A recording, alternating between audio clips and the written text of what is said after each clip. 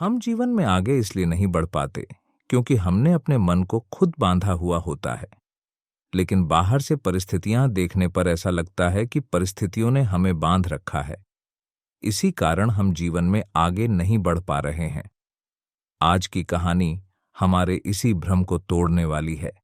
शुरू करते हैं आज की गौतम बुद्ध की शिक्षाप्रद कहानी, मन के बंधक। एक बार गौतम बुद्ध अपने शिष्यों के साथ यात्रा कर रहे थे। रास्ते में उन्होंने देखा कि एक व्यक्ति एक गाय को रस्सी से बांध कर ले जा रहा था। बुद्ध के शिष्य ने यह दृश्य देखा और सोच में पड़ गया। उसने बुद्ध से कहा, गुरुजी, मैं आपसे कुछ पूछना चाहता हूं।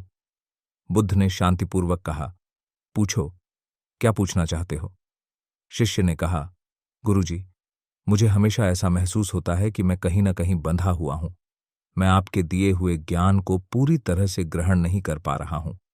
मेरे मन में कई तरह के विचार आते हैं जो मुझे बांधते हैं। क्या मेरा आपका शिष्य बने रहना सही है? बुद्ध ने उस व्यक्ति की ओर इशारा करते हुए कहा, क्या तुम देख रहे हो, उस गाय ने व्यक्ति को बंधक बना रखा है। शिष्य ने हैरानी से कहा, गुरुजी, मुझे ऐसा नहीं लगता। गाय नहीं, बल्कि उस व्यक्ति ने गाय को बंधक बनाया हुआ है। रस्सी गाय के गले में बंधी है और उसका दूसरा सिरा उस व्यक्ति के हाथ में है। यही तो दिख रहा है। बुद्ध थोड़ी देर रुके, फिर बोले, जो दिखाई देता है वह हमेशा सच नहीं होता। शिष्य ने पूछा, गुरुजी, लेकिन जो हम अपनी आंखों से देखते हैं उसे ही सच मानते हैं। जो नहीं दिखता उसे हम कैसे समझ सकते हैं? बुद्ध ने अपने झोले से एक धारदार चाकू निकाला और तेजी से उस व्यक्ति की ओर बढ़े। उन्होंने गाय के गले में बंधी रस्सी को काट दिया। रस्सी कटते ही गाय भागने लगी।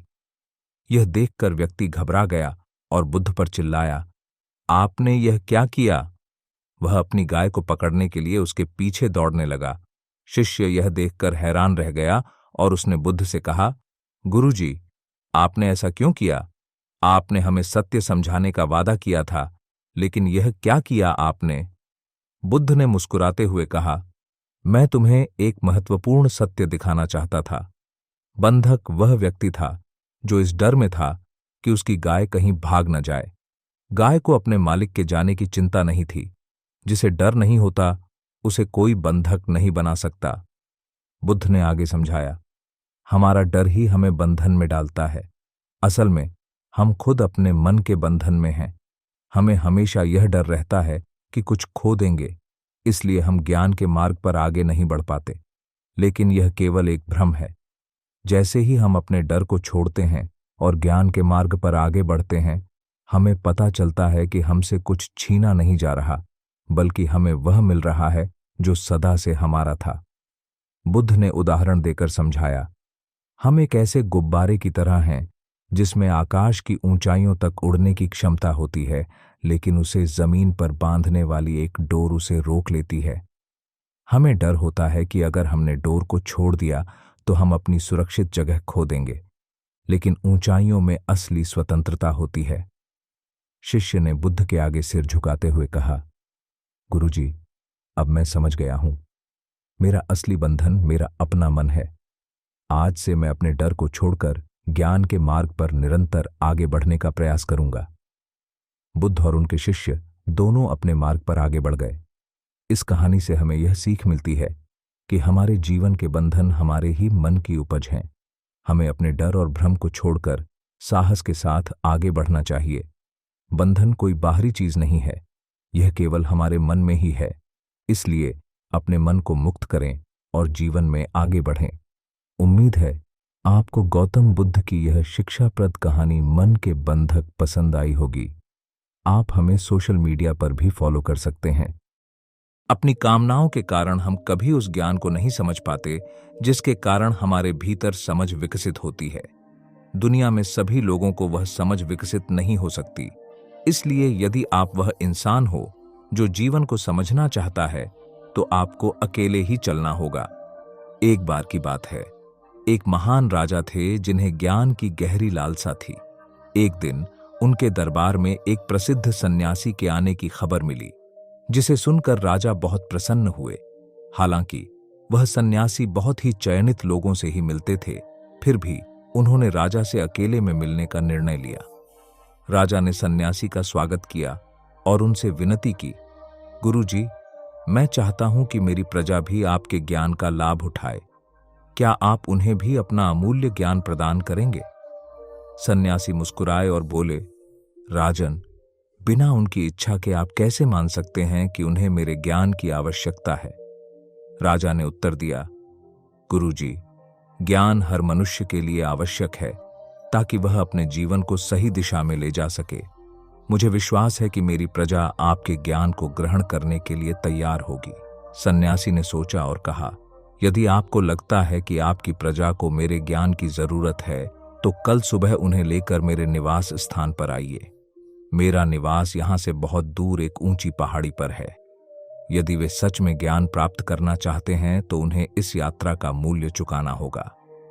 राजा ने सहर्ष इस बात को स्वीकार कर लिया और पूरे राज्य में घोषणा करवा दी कि सभी लोग अगले दिन सन्यासी के दर्शन के लिए तैयार रहें। प्रजा इस खबर से उत्साहित हो गई और अगली सुबह राजा और रानी के साथ पहाड़ी की ओर चल पड़ी। यात्रा की शुरुआत में ही उन्हें रास्ते में तांबे के सिक्के बिखरे हुए दिखाई दिए। प्रजा के कुछ लोग उन सिक्कों को बटोरने लगे।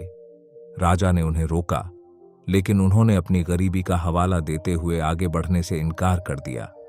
मजबूरी में राजा को उन्हें वहीं छोड़कर आगे बढ़ना पड़ा। थोड़ी दूर आगे बढ़ने पर उन्हें चांदी के सिक्कों का ढेर दिखाई दिया। इस बार प्रजा का एक बड़ा हिस्सा इन चांदी के सिक्कों को बटोरने में लग गया। राजा ने फिर उन्हें छोड़ दिया और अपनी यात्रा जारी रखी और आगे बढ़ने पर उन्हें सोने के सिक्कों का एक विशाल ढेर मिला। सोने को देखकर बची हुई प्रजा भी लालच में पड़ गई और सिक्के बटोरने लगी। अब राजा और रानी ही रह गए थे जो आगे बढ़ रहे थे। जब वे पहाड़ी के करीब पहुंचे तो रानी को हीरे के आभूषण दिखाई दिए। उन्हें देखकर रानी भी रुक गई और आभूषणों को देखने लगी।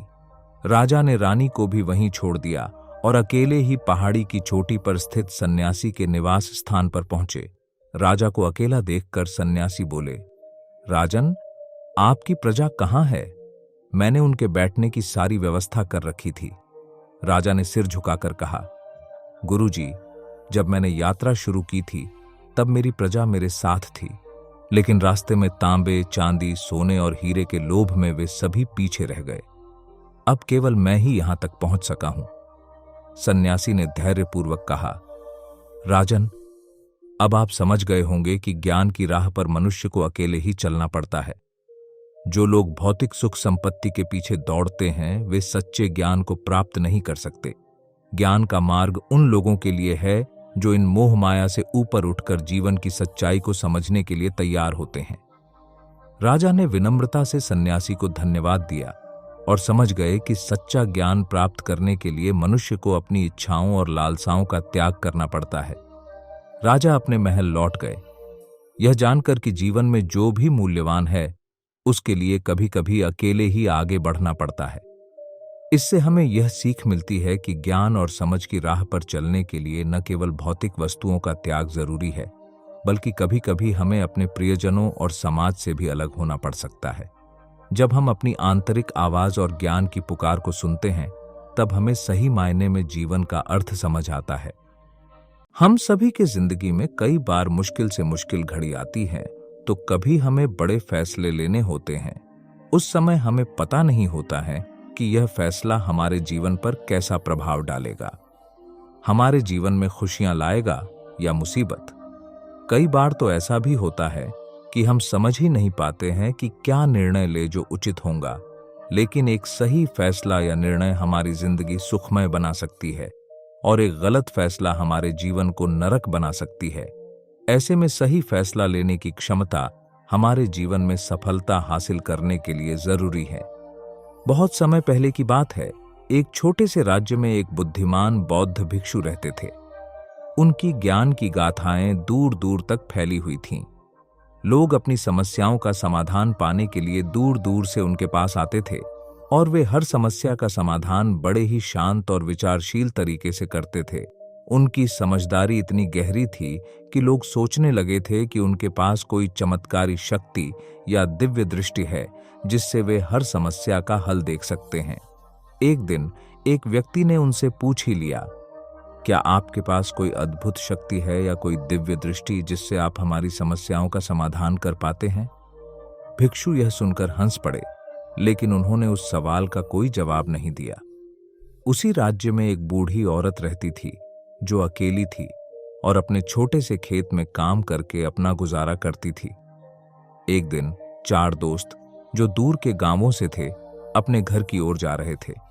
वे लोग साल भर की मेहनत से कमाए धन को लेकर चल रहे थे और रात में ठहरने के लिए एक जगह की तलाश में थे। उन्हें बूढ़ी औरत का घर दिखा तो उन्होंने वहां रात बिताने की अनुमति मांगी। बूढ़ी औरत ने थोड़ा सोचा, फिर उन्हें अपने घर में ठहरने की इजाजत दी। चारों ने अपनी धन की पोटलियों को एक साथ जोड़कर बूढ़ी औरत के पास सुरक्षित रखने के लिए दे दिया, यह कहकर कि जब तक हम चारों एक साथ न आए तब तक यह पोटली किसी को मत देना। अगली सुबह चारों दोस्तों में से एक, जो थोड़ा चालाक था, ने बाकी तीनों को बूढ़ी औरत की मदद करने का सुझाव दिया। वे सब खेतों में काम करने लगे।